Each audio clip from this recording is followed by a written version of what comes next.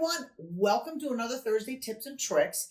If we don't get specific questions that people would like to have a tip or a trick about, I get to choose. And, one of the things that I found when I was carrying through with our last tip and tricks was something that is really important to me and should be to you, and something that if you can learn to do well will really improve your efficiency.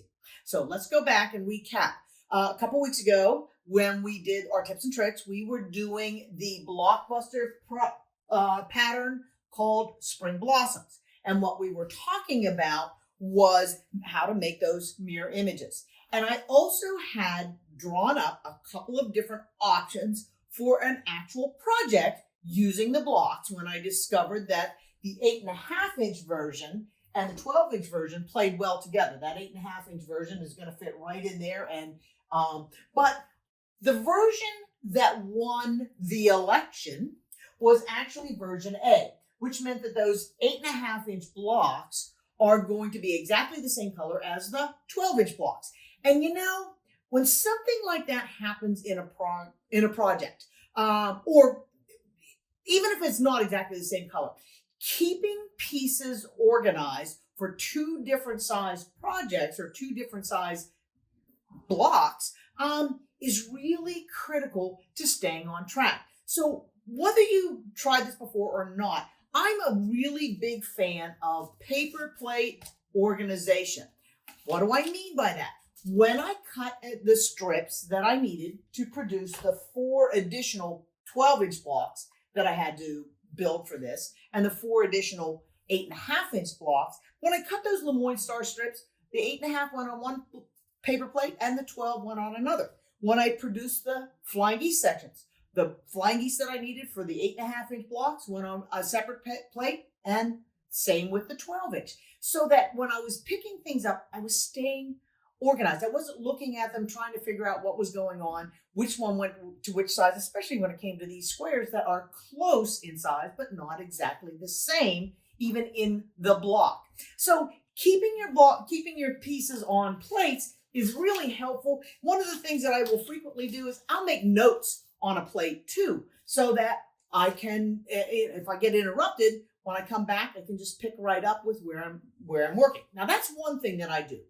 Also, when I'm producing multiple blocks all the same, is I try to work in an assembly line. This is what the layout of the block looks like. And I could indeed build one block and then build the next block. But when I decided and cut and produced all the shapes that I need, I realized I need to create 16 of these blossom sections to produce these last 4 8.5-inch blocks. And rather than creating a block at a time, what I do is I take all 16 and put them in a stack at my sewing machine, so that as I go to produce the blossoms, the 16 that I need, I will team these two pieces up and sew 16 of them together and do it with chain piecing. I will stitch these two pieces together and keep them together, do my chain piecing. And I don't know if you've done this or not before, but along with chain piecing, I also do chain pressing.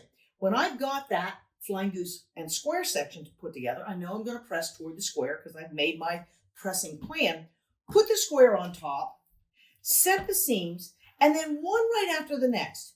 Press those seams the way you want them to go. And I do that with all my pieces. I do the same thing when I'm working with the flying goose and the Lemoyne section.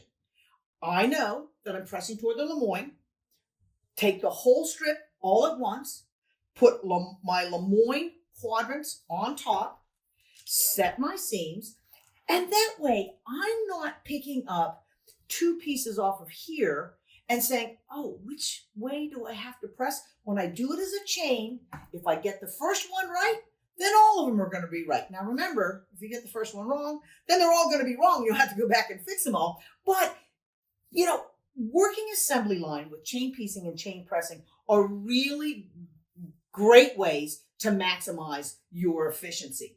And, I talked a little bit about the paper plates. They can be, really nice paper plates. They can be very inexpensive paper plates. But one of the things that I do also is if a quilt gets interrupted, I will take the shapes or the pieces that I've got in process and store them in a bag on my paper plates. This is a scrap project that I've been working on. Doesn't have a deadline, so it's just kind of in process all the time. But my first plate has the squares and triangles that I need to produce. They're just cut. The second plate has one part done and then more triangles that are going to be needed to be added to that. The third plate has what is actually the next step in the process, some piecing done, stripped for the next section, and then the last plate actually has blocks that I've done to that, and this is as far as they're going to go, and I've got a stack of those and they're ready to go because I don't tend to like to cut everything all at once and then do all of step one. I like to be able to see what things are going to start to look like when they're all done. And another thing that I do is if I'm working with a scrap quilt and I can add more fabrics to this, but I wanted a common background fabric. So when I put this into my bag for future work, I put that same background fabric in there, and that way I'm not searching through my stash trying to figure out which white background fabric did I use to be able to keep this all the same.